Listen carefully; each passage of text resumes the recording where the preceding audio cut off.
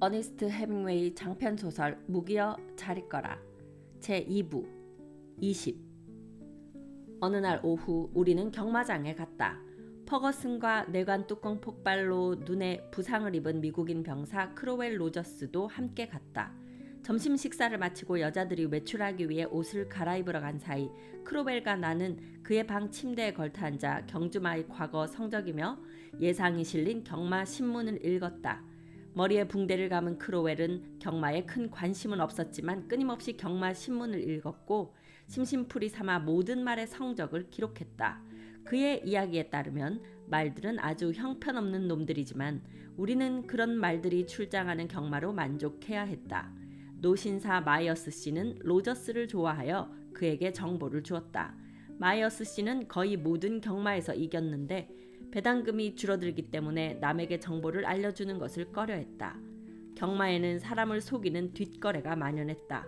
다른 나라의 경마장에서 출장이 금지된 기수들도 이탈리아에서는 출전이 가능했다.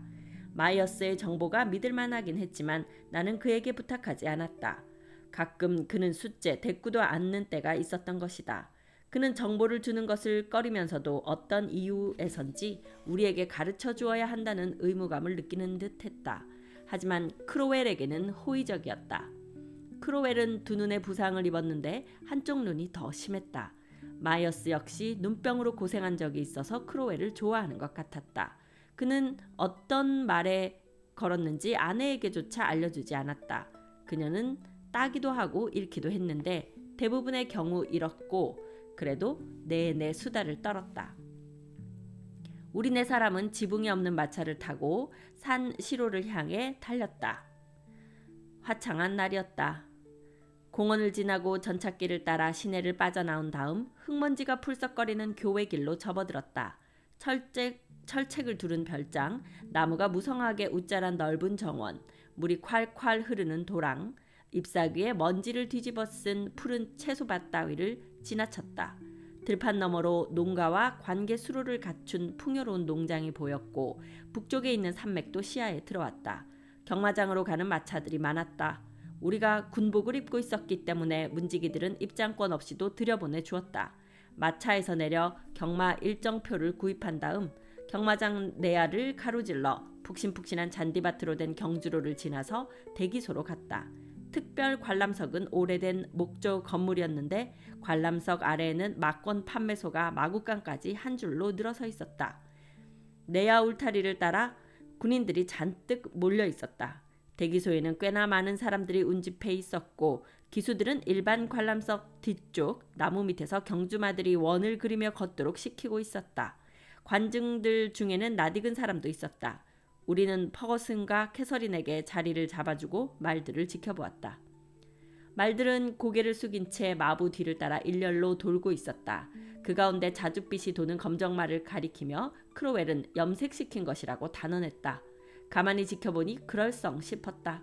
그 말은 안장을 얹으라는 신호가 울리기 직전에 끌려나왔다.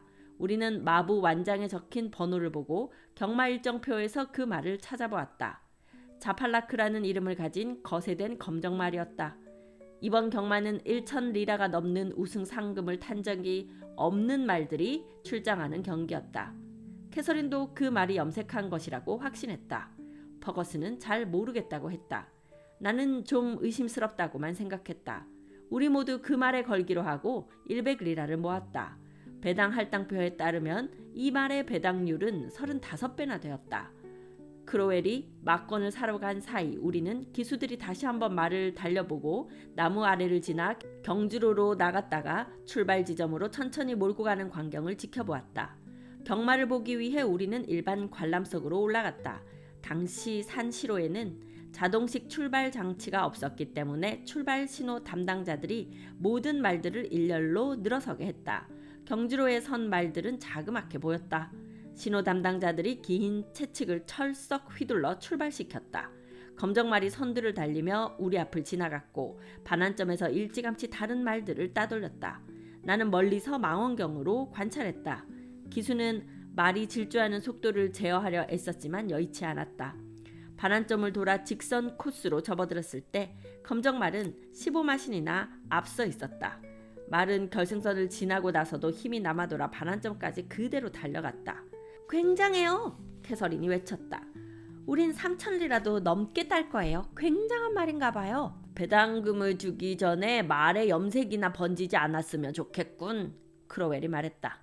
정말 굉장한 말이에요. 캐서린은 계속 감탄했다. 마이어스 씨도 그 말에 걸었을까? 우승한 말에 걸었습니까? 내가 큰 소리로 마이어스에게 물었다. 그는 고개를 끄덕였다. 난 안 걸었어요. 마이어스 부인이 말했다. 어느 말에들 걸었어요? 자팔라크요. 정말? 35배예요. 우린 그 말의 색깔이 마음에 들었어요. 난 아니에요. 너무 초라해 보였거든요. 다들 그 말에 걸지 말라고 했어요. 배당률은 그리 높지 않을걸, 마이어스가 말했다. 배당표에는 35배라고 나와 있는데요? 내가 대답했다. 그렇게까지 돌아가지는 않을 거야. 마지막 순간에 사람들이 그 말에 돈을 많이 걸었거든. 누가요? 캠프턴 일당이지. 두고 보면 알걸. 2배 이상은 안 돌아올 거요. 그럼 3,000리라는 날아갔네요. 캐서린이 말했다. 이런 사기 경마는 딱 질색이에요. 200리라는 쥐겠군. 그깟 푼돈 그런 돈을 뭐에 쓰겠어요. 3,000리라를 딴다고 생각했는데. 끔찍한 사기로군요. 버거슨이었다. 그러게, 캐서린이 대답했다. 사기니까 우리에게 그 말에 걸도록 그냥 내버려 뒀겠지. 3,000리라를 땄다면 좋았을 텐데. 내려가서 한 잔 마시고 얼마나 배당하는지 좀 봅시다. 크로웰이 말했다. 우리는 번호를 게시한 곳으로 나갔다. 배당금을 준다는 신호음이 울리자 우승한 자팔라크 뒤에 18.50이라는 숫자가 게시되었다. 건 돈이 10리라라면 2배도 안 된다는 뜻이었다. 우리는 본부 스탠드 아래쪽에 있는 간이 술집으로 내려가 위스키 소다를 한 잔씩 마셨다. 안면이 있는 이탈리아인 2명과 부영사 맥 애덤스도 만났다. 우리가 여자들에게 돌아가자 그들도 따라왔다. 이탈리아 사람들은 무척 정중했다. 우리가 다시 돈을 걸려고 내려가 있는 동안 맥 애덤스는 캐서린의 말벗이 되어주었다. 마이어스 씨는 막건 판매소 근처에 서 있었다. 저분이 어느 말에 걸었는지 물어보게. 나는 크로웰에게 말했다. 마이어스 씨? 어디에 걸었어요? 크로웰이 물었다. 마이어스는 경마 일정표를 꺼내들고 연필로 5번을 찍었다. 우리도 그 말에 걸어도 괜찮을까요? 해보게나. 하지만 우리 마누라한테는 말하지 말고. 한 잔 하시겠습니까? 내가 물었다. 아니, 난 술 안 마셔. 우리는 5번의 우승에 100리라를 3위 이내의 승리에 100리라를 건 다음 다시 위스키 소다를 마셨다. 기분이 아주 좋았다. 우리는 이탈리아 사람 2명을 더 만나 그들과 술을 마시고 같이 여자들 있는 곳으로 돌아갔다. 이 사람들도 조금 전에 만난 2 이탈리아인만큼이나 정중했다. 잠시 후 아무도 자리에 앉을 수가 없었다.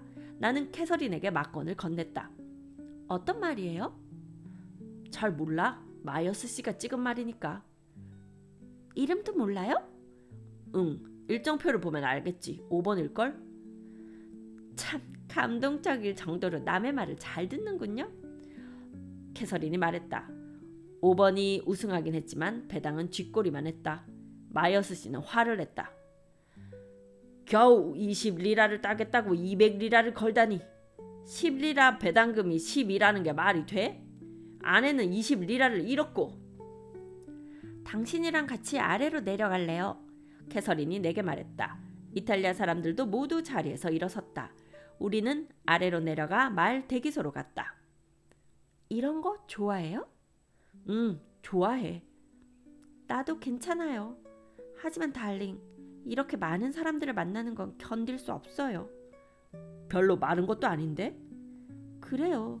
하지만 마이어스 부부니 부인과 딸을 데려온 은행원이니 하는 사람들은 내 일람불 환호음을 현금으로 바꿔주는 사람들이야. 그래요. 하지만 그가 안 해주면 다른 사람이 해주겠죠. 나중에 만난 4명은 정말 형편없는 사람들이던데요.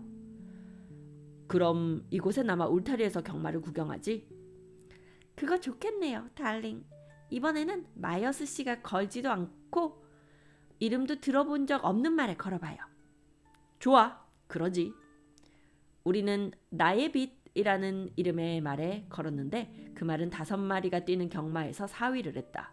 우리는 울타리에 몸을 기댄 채 말들이 질주하고 발굽소리 요란하게 지나가는 모습을 지켜보았다. 멀리 숲과 들판 너머의 밀라노 시내와 그 너머 산맥이 시야에 들어왔다. 기분이 훨씬 상쾌해지네요. 캐서린이 말했다. 말들은 땀을 흘려 온몸이 흠뻑 젖은 채 문을 지나 되돌아왔고 기수들은 말을 진정시키면서 타고 가다가 나무 아래에서 내렸다. 술 한잔 하겠어요? 여기에선 마시면서 경마를 구경할 수 있겠네요. 내가 가져오지. 나는 말했다. 보이를 시켜요. 그녀가 손을 들자 마구간 옆의 파고다 바에서 보이가 왔다. 우리는 원형 철제 탁자에 앉았다. 우리 둘만 있는 편이 낫지 않아요? 그럼, 나는 말했다. 저기 사람들이 많이 모여있을 때 난 고독했어요. 이 자리가 최고야. 그래요. 정말 아름다운 경주로예요. 매력적이지? 당신의 기분을 망칠 생각은 없어요, 달링. 당신이 원하면 언제든지 저 위로 돌아가도 돼요. 아니, 여기에 남아 술이나 마실래. 그런 다음 더 아래로 내려가서 물 웅덩이 장애물 경마를 구경하자고. 정말 내게 잘해주는군요. 캐서린은 말했다. 한참 동안 둘이서만 있다가 우리는 즐거운 마음으로 다시 사람들에게 돌아갔다. 멋진 시간이었다. 21. 9월이 되자 공기가 차가워지면서 서늘한 밤이 찾아오더니 이어 대낮에도 쌀쌀해지고 공원의 나뭇잎들에 단풍이 들기 시작해 우리는 여름이 지나간 것을 실감했다. 전선의 상황은 아주 불리하게 돌아가고 있었다. 아군은 산 가브리엘레를 점령하지 못했다. 바인시차 고지 전투는 끝났고 그달 중순이면 산 가브리엘레 전투도 끝날 예정이었다. 이탈리아군은 그곳을 점령할 수 없었다. 에토레는 전선으로 복귀했다.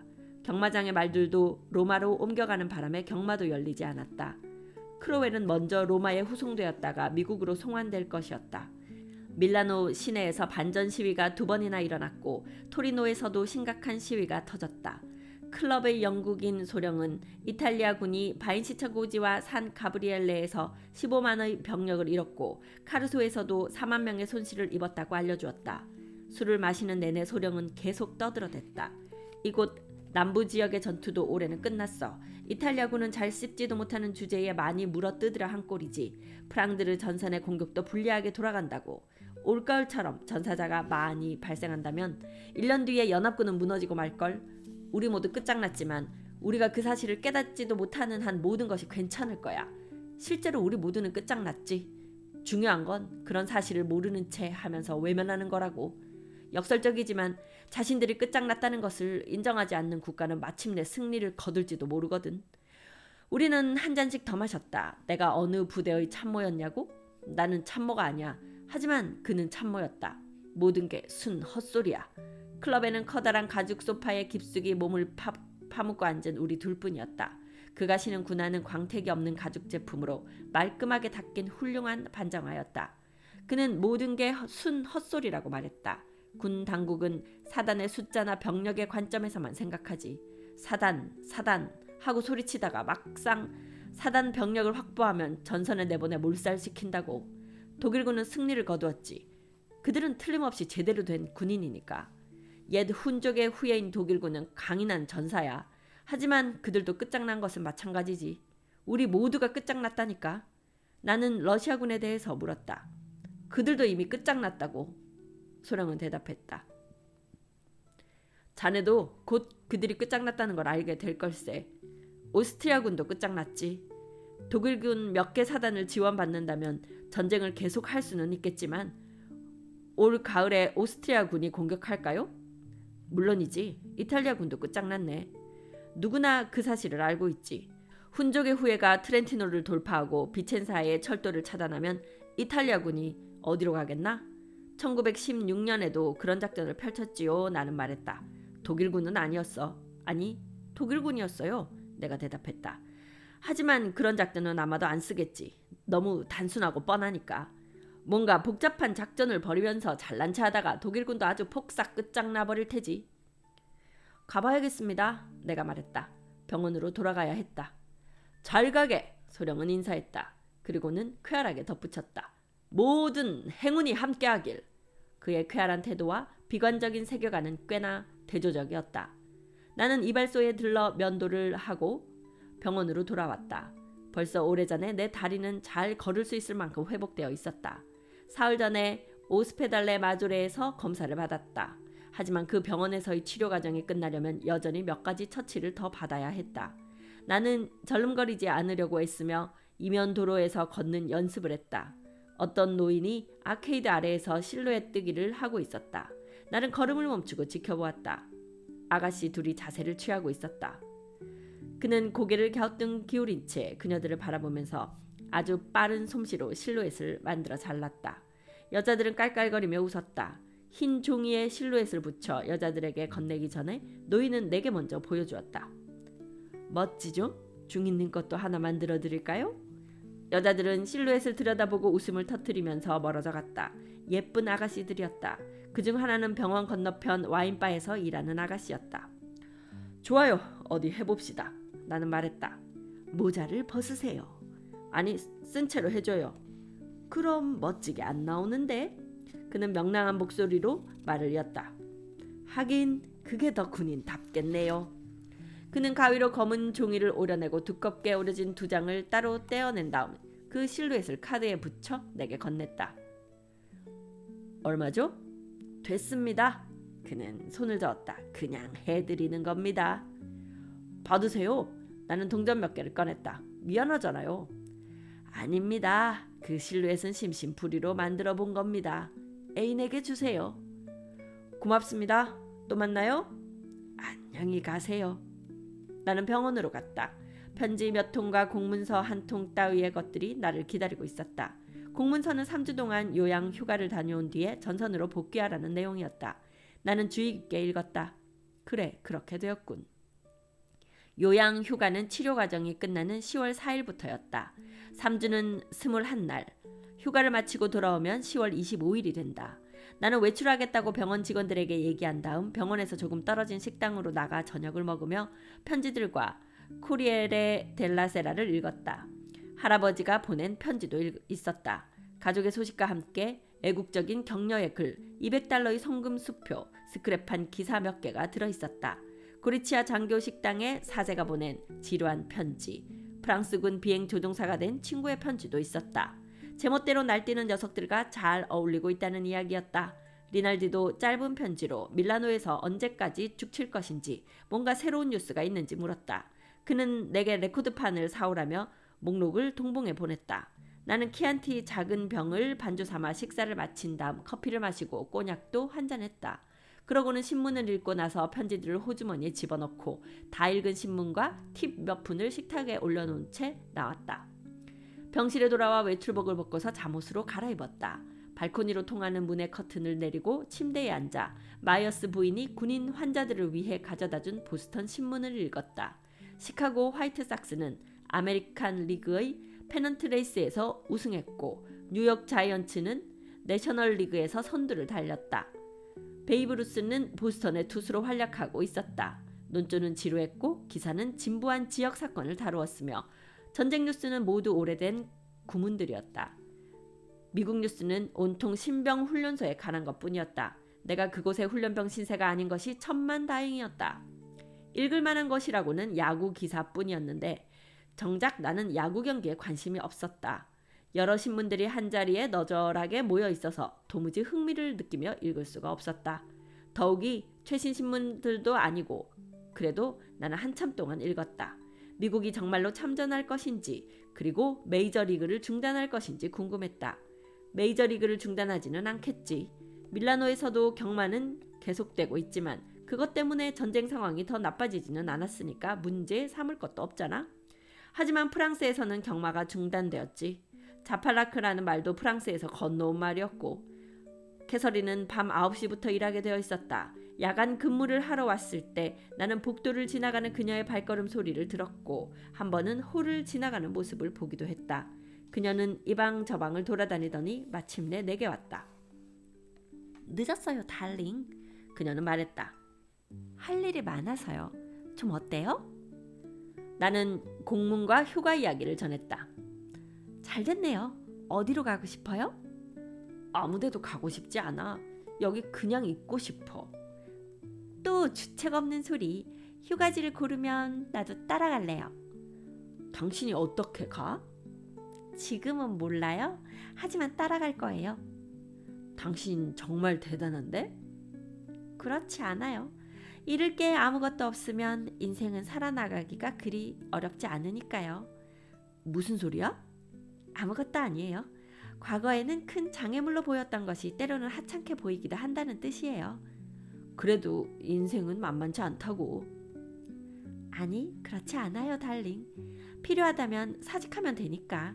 하지만 그렇게까지 되지는 않을 거예요. 어디로 갈까? 난 상관없어요. 당신이 원하는 곳이라면 어디든지, 또 아는 사람이 없는 곳이라면 어디든지. 어디로 가도 신경 안 쓴다는 거야? 신경 안 써요. 당신이 고르는 곳이라면 다 좋아요. 그녀는 왠지 속상해하는 듯했고 신경이 날카로운 것 같기도 했다. 캐서린, 오늘 좀 이상한데? 뭐가요? 전혀 아니에요. 아니야, 좀 이상해. 아무렇지도 않아요. 정말이에요. 뭔가 있어. 얘기해봐. 내게는 털어놓을 수 있잖아. 아무것도 아니라니까요. 어서 얘기해봐. 말하기 싫어요. 당신을 불행하게 하거나 걱정하게 만들 것 같아요. 아니야, 그럴 리 없어. 정말? 난 괜찮지만 당신이 걱정할까봐 그래요. 당신이 괜찮다면 나도 괜찮아. 그래도 말 안 할래요. 어서 얘기해봐. 꼭 해야 돼요? 응. 아이가 생긴 것 같아요, 달링. 3개월쯤 됐어요. 걱정하는 거 아니죠? 응? 제발 걱정하면 안 돼요. 괜찮아. 정말 괜찮아요? 당연하지. 모든 수를 다 써봤어요. 별별 피임약을 다 먹었는데도 소용없었어요. 난 걱정 안 되는데. 어쩔 수가 없었어요, 달링. 하지만 난 괜찮아요. 당신도 근심하거나 당황하면 안 돼요. 당신이 걱정될 뿐이야. 바로 그게 문제예요. 그런 걱정은 하지 마요. 누구든지 아이는 가질 수 있으니까. 누구나 임신을 해요. 자연스러운 일이죠. 당신은 정말 대단해. 아니, 그렇지 않아요. 아무튼 걱정하지 말아요. 당신을 괴롭게 만들지 않겠어요. 지금 당신에게 문제를 일으켰다는 거 알아요. 하지만 이제까지는 착한 여자였잖아요. 당신은 줄곧 아무것도 몰랐죠? 응. 앞으로도 그렇게 행동하면 돼요. 그냥 걱정 안 하면 되는 거예요. 걱정하고 있군요. 제발 그러지 마요. 근심하지 말라니까요. 당장 그만둬요. 술 한잔 하겠어요? 당신은 술을 마시면 쾌활해지니까. 아니, 난 기분 좋은걸. 당신은 정말 굉장해. 그렇지 않아요. 하지만 당신이 휴가지만 정하면 모든 준비를 할게요. 10월이라 아주 멋질 거예요. 멋진 시간을 보낼 거고 당신이 전선으로 복귀하면 매일 편지를 쓸 거예요. 내가 귀대하면 당신은 어디 있을 거지? 아직은 모르겠어요. 하지만 좋은 곳으로 가야죠. 그런 곳을 찾아볼게요. 우리는 한참 동안 조용히 앉아서 아무 말도 하지 않았다. 캐서린은 침대에 걸터 앉아 있었고 나는 그녀를 바라보았지만 둘 중 누구도 서로의 몸에 손을 대지 않았다. 누군가 방으로 쑥 들어오는 바람에 어색하게 마주 앉은 모양처럼 우리는 떨어져 있었다. 이윽고 그녀가 손을 내밀어 내 손을 잡았다. 화난 거예요, 달링? 아니. 덫에 빠진 기분이 들지 않나요? 약간. 하지만 당신 탓은 아니야. 내가 당신을 덫에 빠뜨렸다는 뜻이 아니에요. 그런 바보 같은 소리는 하지 마요. 그저 막연하게 덫에 빠졌다는 거지. 우리는 언제나 생물적인 덫에 빠져 있다는 기분이 들어. 몸을 흔들거나 손을 뺀 것은 아니었지만 그녀의 마음은 다른 생각을 하느라고 아주 먼데 가 있는 듯했다. 언제나는 듣기 좋은 말이 아니군요. 미안해. 괜찮아요. 하지만 난 전에 임신한 적도 없고 심지어 누구를 사랑한 적도 없어요. 당신이 원하는 대로 행동하려고 했었는데 언제나라는 말은 너무한 것 같아요. 내 혓바닥을 잘라버리고 싶어. 당신도 참. 그녀의 넋 나갔던 정신이 되돌아왔다. 내 말에 신경 쓸 거 없어요? 우리 둘은 다시 하나가 되었고 어색한 분위기도 사라졌다.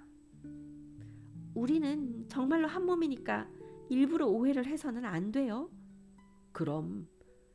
하지만 사람들은 흔히 오해를 하죠. 서로 사랑하다가 일부러 오해해서 싸우고 갑자기 서먹서먹해져요. 싸우면 안 되지. 싸우지 말아야 해요. 이 세상에서 우리 둘만 같은 편이고 나머지는 모두 남이기 때문이죠. 우리 사이에 뭔가 틈이 생기면 우리는 끝장이고 세상은 우리를 마음대로 쥐고 흔들 거예요. 그렇게는 못할걸? 나는 말했다. 당신은 아주 용감하니까 용감한 사람에게는 아무 일도 벌어지지 않아. 그들도 죽기는 하죠. 하지만 한 번뿐이야. 무슨 소린지 잘 모르겠어요. 누가 한 말이죠? 비겁한 자는 1000번을 죽고 용감한 자는 한 번밖에 죽지 않는데. 지금 이 말은요, 셰익스피어의 희곡 줄리어스 시저 제2막 제2장에서 시저의 대사라고 합니다. 비겁한 자는 죽기 전에 여러 번 죽음을 당하지. 하지만 용감한 자는 딱 한 번 죽음을 맛볼 뿐이야. 해밍웨이는 딱 한 번의 죽음이라는 표현을 특히 좋아해서 프랜시스 맥코머의 짧고 행복한 생애라는 단편소설에서 셰익스피어의 희곡 헨리 4세 제2부 제3막 제2장의 유사한 대사를 인용하기도 했다고 합니다. 물론 그렇죠. 누가 그런 말을 했어요? 모르겠어. 그 말을 한 사람은 어쩌면 비겁한 인간이었을 거예요. 그녀는 말했다. 겁장이에 대해서는 많이 알았지만 용감한 사람에 대해서는 잘 몰랐던 거죠. 용감하고 총명한 사람이라면 2000번은 죽을 거예요. 단지 그 무수한 죽음을 말하지 않을 뿐이죠. 난 잘 모르겠군. 용감한 사람의 머릿속을 들여다보기란 어려우니까. 바로 그런 식으로 용감한 사람은 머릿속 생각을 감추죠. 당신은 그 방면의 권위자로군. 맞아요, 달링. 난 그런 말을 들을 자격이 충분해요. 당신은 용감한 사람이야. 아니에요. 하지만 그렇게 되었으면 좋겠어요.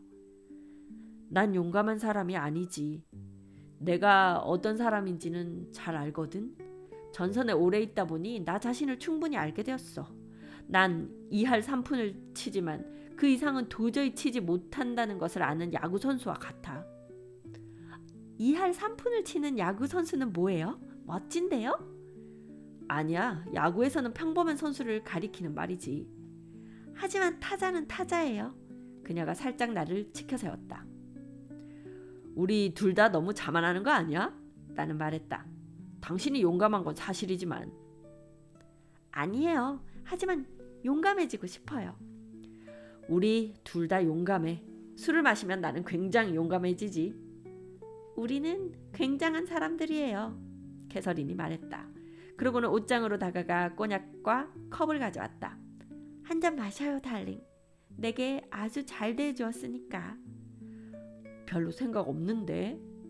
한 잔만요. 그러지 뭐. 나는 컵에 꼬냑을 3분의 1쯤 부어 마셨다. 너무 많이 마시는군요. 그녀가 말했다. 브랜디는 용감한 사람의 술이라죠. 하지만 과음하지는 말아요. 전쟁이 끝나면 우린 어디에서 지낼까? 아마도 노인이 되어 양로원에 가서 살겠죠. 지난 3년 동안 나는 아주 유치하게도 전쟁이 크리스마스에 끝났으면 하고 기대했어요. 하지만 이제는 우리 아들이 부사령관이 될 때쯤에야 끝날지 모르겠다고 생각하죠. 어쩌면 장군으로 진급해 사령관이 될지도 몰라. 이 전쟁이 100년 전쟁으로 번지면 우리 아들은 그 두 가지를 다 할 수 있겠군요.